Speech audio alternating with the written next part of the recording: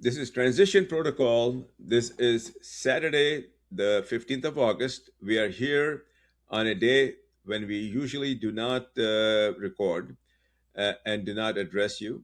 But we have also said to you many times, our global audience all over the world in 14 languages, that we will come and we owe you the breaking news that we receive from sources that are privileged, sources that trust us to bring this news to you without any veneer of a spin or any other interest other than the fact that we report it the way it is delivered to us, and we believe this to be the case. We believe this to be true. This news is not available to legacy media because they do not have access to these spaces. This news is not available to independent media because again they do not have access. So we believe that we have a duty and we are duty bound to bring it to you, and we are deeply privileged, deeply honored that uh, globally recognized analysts such as Vijay Prashad, trusted for their insight, trusted for their observation, gained over decades in many, many countries, and today he's in Santiago, Chile, have kindly agreed to interpret the news that we brought to him so that it is provided to you as a perspective on the tectonic shifts taking place in the world. Literally, tectonic shifts. If you like what we do, we kindly request that you hit the like and subscribe button, go to our Substack channel, same name, Transition Protocol, become a paid member. We will deliver this high quality news to you twice a week for a very small fee, less than a cost of coffee of $5 a month. Go ahead, Vijay. Well, it's again great to be with you, Zulfikar. I'm really pleased to try to set some of this into context. But let's start with what is widely known, which has been publicly reported. There's a Spears of Victory multinational training exercise that Pakistan and Saudi Arabia have been involved in, and so we know that in January of this year, Pakistan deployed F-16, 57 F-16 fighters to King Abdulaziz Air Base in Saudi Arabia. We already know that. That's been reported in the press. There were reports as well that there were JF-17 fighters from Pakistan, also drones, Pakistani operated air defense systems were brought into Saudi Arabia. At the time, it was told to us in January that this was entirely for the Spears of Victory exercise. And indeed, that was the case. There was a Spears of Victory exercise. But now it looks like that was part of a process. I mean, we know that last year, Saudi Arabia and Pakistan had signed a cooperation agreement, a defense cooperation agreement, and so Spears of Victory was part of that. A multinational exercise, no doubt, but the anchor of the exercise was always going to be Pakistan and Saudi Arabia. That was very interesting. And those who observed these things looked at it pretty carefully and said, well, this is the depth of a kind of alliance that we haven't seen. Well, after the US and Israeli attack on Iran, the war of aggression on Iran, we saw that Pakistan had developed much closer relations with Iran, entering into the arena as the main diplomatic avenue for the Iranians, supplanting the Omanis in a sense, because I think Oman lost faith in the United States, that they felt betrayed by the United States. So Pakistan enters, Asim Munir, who's the head of the military, plays a very important role in this, in building a bridge between Islamabad and Tehran. Well, at the same time, we also saw conversations deepen between Saudi Arabia and Pakistan on security issues. The Mecca agreement, which you and I have already talked about, brought in Turkey into this defensive alignment. There was talk about Egypt entering it. You and I have already said all eyes on Iraq. Where is Iraq going? But meanwhile, it appears as if there are more Pakistani, troops and hardware in Saudi Arabia. And this is a very important thing to pay attention to. This is not entirely related to some sort of military exercise. This looks like there is indeed a permanent reduction of US strategic role in this region, and that the idea of a kind of regional security agreement is going to be held by, on the one side, Pakistan, on the other side, Saudi Arabia, with Turkey to some extent. The United States, it appears, is being set aside. This is very important. It is being said now in another phone call between Mohammed bin Salman and the Trump administration with Donald Trump, that the Saudis will not permit Saudi airspace to be used for any operations against Iran. Now, this is interesting. It's not necessary that Saudi airspace would be needed, because, after all, and by the way, I would like to offer my sincere solidarity with the sailors on board the USS Abraham Lincoln. They've been at sea for 250 days. This is, in fact, a record for sailors to be at sea for almost a year without touching land. The USS Abraham Lincoln has reached such a situation where sailors have been jumping overboard, frustrated and so on. It's a very difficult situation for them. They don't really need Saudi airspace where they are sitting out in the sea. They don't need Saudi airspace, but it is important as a political gesture that the Saudis have said that they will neither allow their airspace nor be a launching pattern for the United States to attack Iran. In fact, I think, in a sense, they are saying to attack anybody. We are seeing that there's a new regional development taking place between Saudi Arabia, Pakistan, Turkey, and some of the other GCC states. Let's include Qatar in this. Qatar has already said that they want the United States no longer to have an air base in the land of Qatar.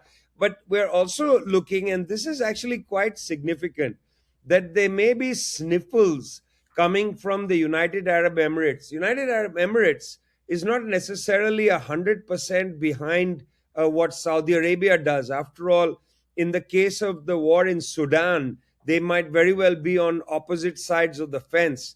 But here, the United Arab Emirates, Dubai leading the way as the largest of the Emirates, seems to have made it clear that they want to have some sort of agreement with Iran. They don't want to, allow Iranian target practice on the beautiful cities of not only Dubai but the others, including Sharjah and so on. They don't want to be target practice. So you see Dubai also making an agreement with Tehran, so far not a very public statement, but this is important. That means that in time, Saudi Arabia, Turkey, Pakistan, Oman, Qatar, maybe even the United Arab Emirates. And behind all this, I'm very happy to say that it looks like, that even the Chinese think this is a good move, this development of a regional security alliance. After all, in Xi Jinping's global governance documents, they have talked a lot about the need for regional security, not allowing one, as Vladimir Putin said at the Munich Security Conference in 2007, not one single master, but having, in a sense, several different poles or regional security arrangements, and we are seeing in this one of them take place. And by the way, as part of this, it'll be interesting to see further, whether this UAE linked aircraft that is transferred wealth to Tehran, where we are seeing our own sources tell us that billions of dollars, tons of gold, and so on being transferred into Tehran from the UAE. Is this some sort of one off thing, or is this going to become a regular thing? The point here is that we're seeing a regional need for trust. And I think this is very important in the long term. You take a 500-year perspective on this. These regions had a very close relationship to each other. Before the Portuguese entered the Indian Ocean and militarized trade, we used to trade between Zanzibar, Oman, and Sri Lanka. At that point, I suppose the Kingdom of Kandy. We traded with each other without weapons and without military force. And I think, in a sense, this strategic pivot away from the United States and its armada is suggesting to us that, Zulfikar, if I can put this in a very clear way, it's suggesting to us that the age of Vasco da Gama might be coming to an end.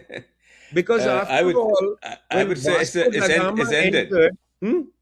I would say it has ended. I will go Yes, further on the limb. yes, in a sense, the title of our conversation today could very well be "The Age of Vasco da Gama Has Ended." And those who don't know Vasco da Gama might want to read up on him. He was, after all, the mariner who brought the Portuguese ships around the Cape of Good Hope in southern tip of Africa. For the first time, we saw European big ships in the Indian Ocean. Previously, of course, we had a lot of trade in the Indian Ocean, even Chinese ships. A Chinese fleet led by Admiral Chung Ho had come from China into to the coast of Africa. In 1498, Vasco da Gama enters into the Indian Ocean and brings a very different attitude to international trade and to dominion, not overlapping and multiple forms of sovereignty, but the Portuguese wanted singular sovereignty, that they are the only sovereigns. From Portugal, we went to Britain and now to the United States. And in fact, as I'm saying, the age of Vasco da Gama has ended because perhaps we are returning to multiple and overlapping sovereignties where countries like Saudi Arabia, Turkey, Pakistan, India, and others might start understanding themselves not in a competing sense of seeking singular sovereignty, being the only country in charge, but where many countries manage, things like the Strait of Hormuz, Bab al-Mandeb, and so on, in a collective way, and not seeking singular dominion as the United States has sought. Well, everything is pointing in that direction. Every single thing is pointing in that direction. And not only that, as you and I discussed just before we started, Iran is feeling very empowered. The fact that Mosen Razai is beginning to make decisions on behalf of the supreme leader, and Mosen Razai being a person of unquestioned qualifications military wise, and having the relationships that he has with IRGC, and with what you and I discussed, which is breaking news. Nobody else has access to that, as far as we know, that he has okayed a plan to cut off cables going through the Strait of Hormuz and through their partners in the Houthis and the Bab al-Mandeb. He has okayed the plans to plunge the entire region, including Europe, parts of the United States, into total internet darkness.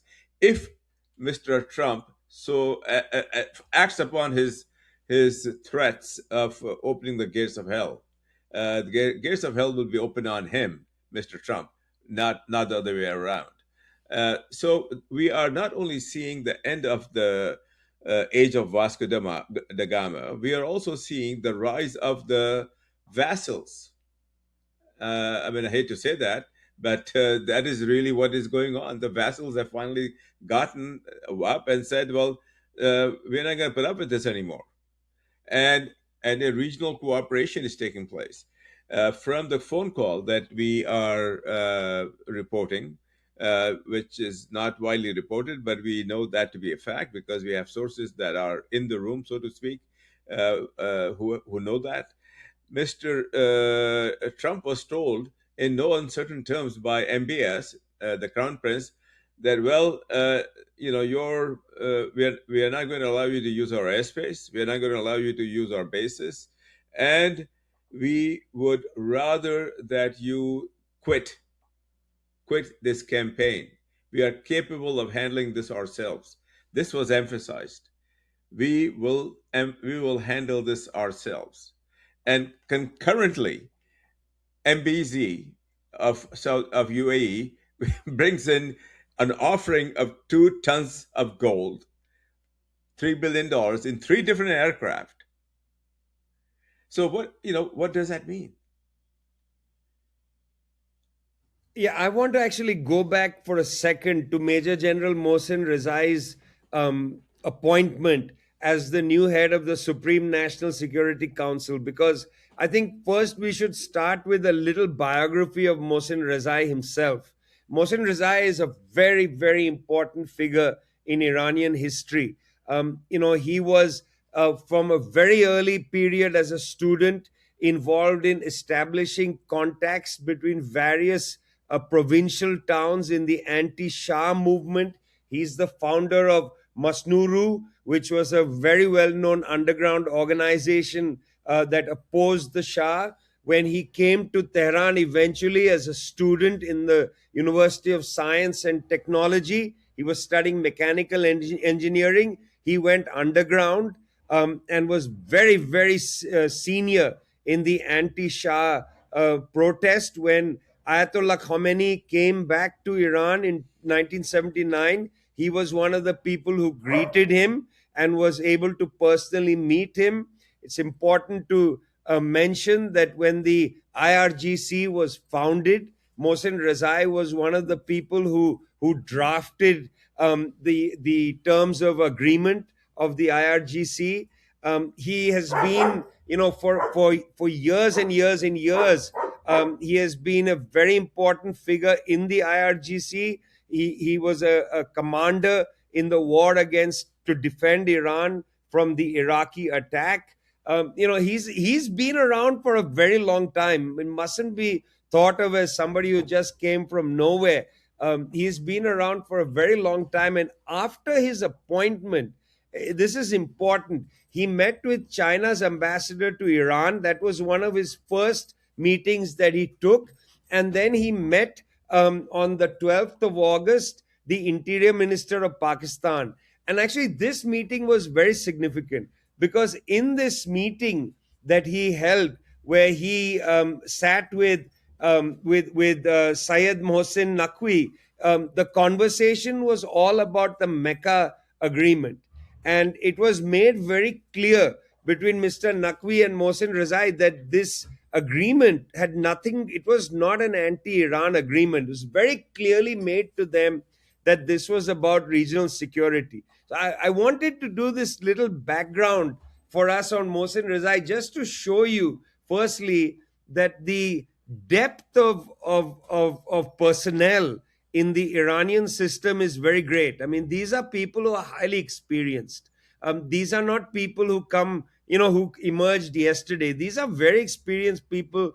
He was born in 1954, so it's not like he's 70, 80 years old, older than that. He is a person who's in his prime right now with a lot of experience. And that's the key thing about Mohsen Razai. Now, the issue you raised about the United Arab Emirates, this is a very important issue. The close ties developing between particularly Dubai, which effectively runs the United Arab Emirates, the Emirate of Dubai, and Tehran. This is very, very important because until recently it was thought that there was a lot of suspicion, particularly between the UAE and the Iranians, but also the UAE and the Saudis, they have their own internal problems. As I said, the question of the war in Sudan, that's one of them, but not the only one. They are competing in the Horn of Africa, in other parts of the African continent. But on this issue, it looks like Dubai and Riyadh are seeing eye to eye. And I think this is important to understand that on this issue, they are seeing eye to eye. I mean, some of this has to do with the fact that Tehran has demonstrated conclusively to the GCC countries that they are not they should not believe that the United States is going to defend them.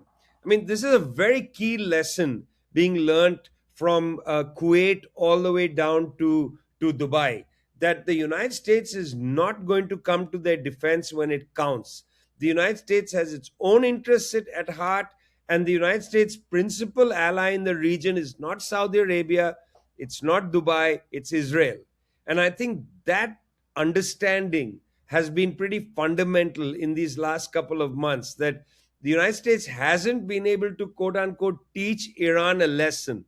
The only lesson it's taught has been to the GCC member states, who have realized that they are not to be protected by the United States. They have to seek a regional security arrangement. And that's precisely what it looks like they are seeking. We should not get misled by the weight of gold that is being transacted and so on. It's not about that. It's about the fact that these countries are turning away from reliance on the United States, and perhaps for the first time in maybe 100 years, they are beginning to understand that they need to rely on each other. Let's see how far this goes. I don't want to overstate the case here, but I do want to say that as far as Iran is concerned, I think they have made some pretty interesting personnel decisions, bringing in people like Mosen Razai, a very devoted person, devoted to the Iranian revolution, to the Islamic regime, very sophisticated thinker in his own right, and so on. And his moves to meet with China, to meet with Pakistan, these are the first meetings he has taken that have been publicly advertised.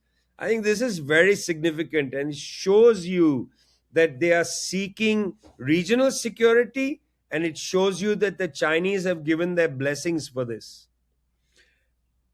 Exactly the case. Exactly the case, Vijay. And now this should be seen in the context of what the hubris, I mean, the massive hubris, stupidity, rank incompetence existed in the minds of Netanyahu and Trump when they engaged in a decapitation campaign, thinking that by wiping out certain portions of the leadership, they are going to decapitate Iran, and Iran will be on its knees begging them for mercy. And just the opposite has happened. I mean, how can this happen? How can such rank stupidity, hubris, incompetence, and a combination of all of that exist in what we thought so far as the greatest country on earth? Which, I mean, I live here. I have lived here for 50 years, and I love this country. I love the people, but I detest its leadership. How can this happen? How can Netanyahu be allowed to push his agenda with the United States Congress not even having the courage of saying no to unconditional support? I mean, that is one part of the story.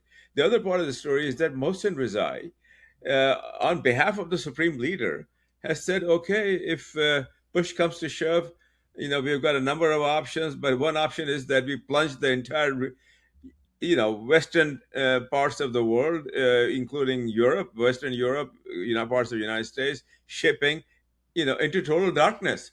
That's the price. They have raised the price, more and more price.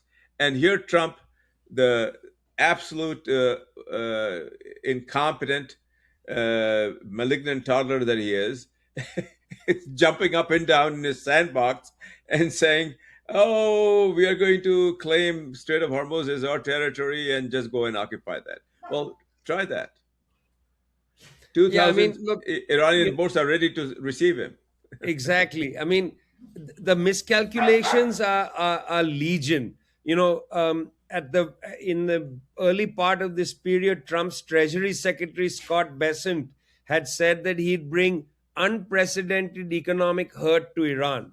Okay, and they made all kinds of really tough comments about what they would do to Iran's economy and so on. Okay, very interesting. I mean, you mentioned the United Arab Emirates sending gold and currency to Iran. This is not payment from the UAE. That should not be misunderstood by people. It's most likely sanctions related seized assets that the UAE is releasing to Iran. That means Iran is getting back the assets that had been seized by the West, on behalf of the West, by the United Arab Emirates and so on. They're returning it to Iran. So this idea of unprecedented economic hurt, it- of course, the people are suffering in Iran. It's very difficult. The other day, I spent an hour talking to a couple of journalists in Iran. The situation is grave, but it helps them to get hard currency assets like that. They can start buying from other parts of the world the various things that they need.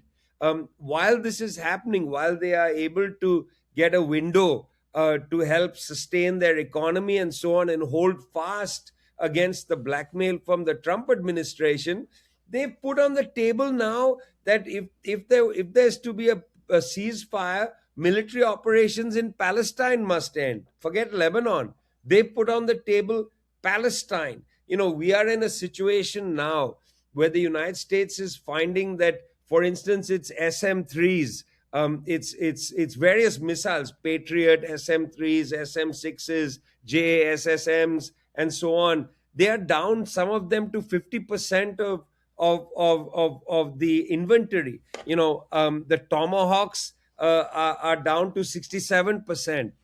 They're wiping out the inventory, not only in against the Iranians, but in other places. Firing some off against the Yemenis, giving some to the Israelis.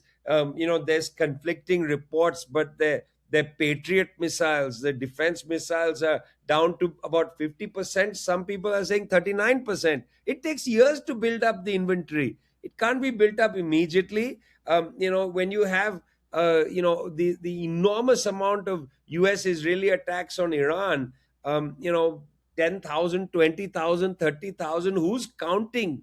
They are basically utilizing hundreds and hundreds of millions of dollars worth of military hardware. Well, that's all going off. When Scott Bessent says we are going to bring unprecedented economic hardship to Iran, well, end of the day, that economic hardship might come to the United States, because they are going to have to divert whatever money they would have spent on social spending or on building infrastructure and so on. They're going to have to divert that to building up their military inventory, which they've effectively wasted on Iranian soil. Meanwhile, the unprecedented economic hardship that Scott Bessent promised for Iran might not happen. Iran getting a lease of life from the UAE, handing over its frozen assets. Let's see who else is going to hand over frozen assets. Yeah, if it starts with the UAE, will others open up and start handing the money over? Let's see what the Europeans are going to do. How will they bet on the situation? Frankly speaking, yeah, I mean, the situation is such that the Iranians have prepared for this attack. I mean, they are not 100 million Iranians are not ready to surrender at all. Yeah, so they are prepared for this. And if the UAE hands over previously seized sanctions related assets, who knows who's going to hand over things next? Is there where are there assets in Qatar that will be handed over? What is being held in, as I said, Europe already, but in other parts of Asia? Will this be handed over? How will other Asian countries deal with Iran? I mean, China has an absolutely vital rail link that runs through Iran. Will China come in with economic assistance? We know that there is some Chinese assistance already. That's the reason why why Mosen Razai met with the Chinese first. Yeah, there's assistance coming, but will more come. And then what happens to Scott Bessent's pledge? Unprecedented economic hardship. Guess who's suffering the economic hardship? It's not Iran necessarily. It might end up being the United States. It might end up being even more so Europeans and so on. Who knows? Well, the situation is completely reversed. Instead of Iran being made to suffer and get isolated, it's the United States that has been made to suffer and get isolated, and its allies. And now the situation is entering a final phase. Vijay, it's entering. Mohsen Razai, being the careful guy that he is and highly respected, he settled a dispute between the IRGC, which wanted more offensive capabilities, you know, deployed against the United States, versus Pezeshkian, the president, Arakchi, foreign minister, Galibaf, the number three person now, used to be number two, head of the parliament, Majlis. He mediated that, and he said, "Okay, we'll give diplomacy a few days." And then he met up with Mohsen Naqvi to relate to Asim Munir, because Mohsen Naqvi and Asim Munir are very close. Uh, Now it is entering the final phase. He has made this decision to allow the cables to be cut in case hostilities became intense. The Gulf countries don't want the United States. The sailors are tired. My heart goes out to them. They're trying to kill themselves rather than continue their deployment. You are a very astute observer, Vijay. You have seen all of this many times, traveled the world constantly. How does this end? Yeah, it's really very difficult to say. Um, it's this is a matter of prestige for the United States. Yeah, I mean, if I was sitting in Washington or in Langley at the CIA, and I would be told that Mohsen Naqvi was dispatched to Iran right after Iran had decided on a change of leadership, and after the Mecca agreement was passed, I would worry about that, because Mohsen Naqvi is not an ordinary person. Yes, he's the interior minister and so on, but as you just said, he's very important because he's in a way Asim Munir's man in the government of Pakistan. I mean, that's what he's doing there. He has the complete trust of more of Asim Munir than of Pakistan's Prime Minister Shehbaz Shafiq. I mean, Shahbaz Sharif. Sharif. Shehbaz Sharif's, has him there as the military's man. Just to be very blunt and clear They're about this, related. We they are reported also that's related. yeah. We Exactly. reported that's That on this that channel. helps. That helps. But it's important that he was sent, and it's important that in the readout of the meetings, there's a lot there that was not obviously told to the public. For instance, he is said to have conveyed a personal message. We don't know what was in the message, but in the readout, it was clarified that in the meeting, the discussion was about the Mecca agreement, and that means that the Pakistanis wanted to be quite clear with the Iranians the nature of the agreement, and the very fact, as the Iranians already had been briefed, that this was not an anti Iran agreement. Now, if you're sitting in Langley and you're sitting in Washington, these are all very troubling scenarios. And the United States has to maintain its prestige. It cannot walk out of this conflict with the appearance of defeat. The United States, particularly the United States under Donald Trump, would just not like that. Trump would like to, spin this in such a way that it appears as if he has won it. Remember, his great statements were about how Joe Biden precipitously withdrew from Afghanistan.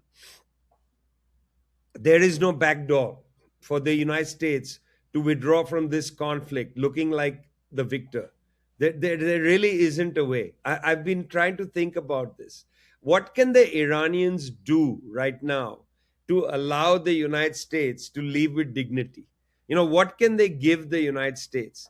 At the very least, the Iranians can say, because of the United States attack on Iran, we have decided that we are not going to enrich uranium, and that we are going to hand over X amount of enriched uranium to the United States.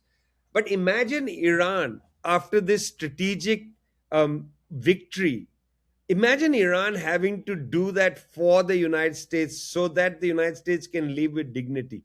I don't think it's going to happen. I don't think the current leadership in Tehran is going to be willing to do something like that. In other words, what I'm trying to gauge is the fact that the United States has no exit that is that we can game out. We think through what are the potential exits. There's nothing that the Iranians would be willing to do that would give the United States an ability to exit from this conflict with the sense of somehow victory. I just can't see it, which means the US will find it very difficult to exit this conflict. I don't see it, which is why Trump keeps saying we are near conclusion, but cannot actually conclude the war. We are near conclusion, but cannot conclude the war because he can't get anything out of the Iranians which will allow the United States to appear as if it has left the victor. I just don't see it.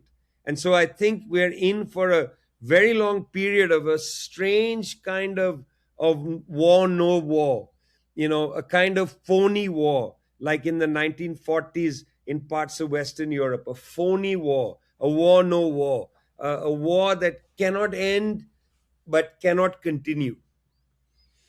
Well, I can say this with as much confidence as I can muster with my insight into Iran and in Pakistan. Uh, Iran is not going to hand over any nuclear materials. Absolutely not. Not. And not only that, Iran has secured that material in places where very, very, very few people know where it is. The supreme leader, now Mosen Razai, a few others, and that's it. I mean, handful. In a country of 100 million people, it's only a handful of people know where this material is, and it shall not be delivered to the United States. Period. So that is a given. Now, the second given is that IRGC feels very emboldened. IRGC, even correctly so, and IRGC wants these hostilities to continue. Actually, they are not interested in shutting down because they want to force the United States into a shameful retreat, not a dignified retreat, and into a shameful retreat. This is something that I know for a fact from my reporting. So, Vijay, I mean, with your great expanse of knowledge gained from many, many continents, the Tricontinental Institute that you run, how does this end? I mean, as I say, I'm afraid that we will be in this long period where there will be no end, because I mean, the only ending can come if there is significant pressure on Israel and the United States to just back off. And right now there is no such pressure from Europe, which wants to draw the United States further into its own conflict in Ukraine. So there'll be no pressure from Europe on the United States. I don't see the BRICS countries right now putting pressure on the US to just back out of this. Reality has already told the United States it's lost. Reality has already said so. But pride is going to prevent the US from walking away. Somebody has to put pressure, or somebody has to give Mr. Trump the illusion of victory. And I just don't see the illusion of victory at all. You're right. There is no chance that Iran is going to give the US the illusion of victory. I don't see any way. And as far as somebody showing Mr. Trump a way out without Iran conceding anything, I don't see it. I'm trying to think of it, but I don't see it. Right now, Mr. Trump is actually secure in his belief that Iran is weak, and that somehow Iran will tomorrow decide that, okay, we surrender XYZ. But, you know, that's an illusion. We know, looking at it from the other side, that Iran is not weak. And I would suggest that, you know, seasoned observers whom I've interviewed over the years at the CIA and at the State Department are watching exactly what you and I are watching. Maybe they even listen to the transition protocol. They subscribe to this channel. Maybe they even, you know, will be accused of being funded by the CIA, but maybe some of them even subscribe in order to get the privileged information and so on. We don't know, but I know that they are informed people in Washington. They are not all living in some sort of fantasy land. They know the reality. They know there's no way for the US to come out of this with a victory. They are not willing to drop a nuclear bomb in Tehran in order to claim victory. But hey, wait a minute. United States already did that in Japan. They dropped two nuclear bombs on Hiroshima and Nagasaki to expedite what was always happening in the Japanese case, which was a surrender.